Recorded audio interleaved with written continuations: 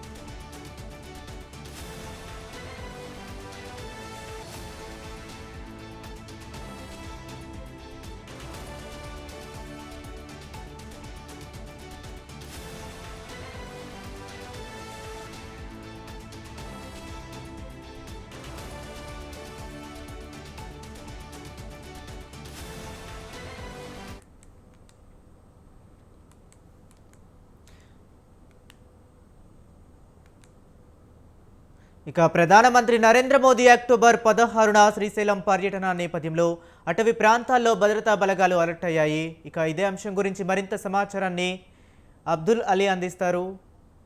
అబ్దుల్ అలీ, చెప్పండి.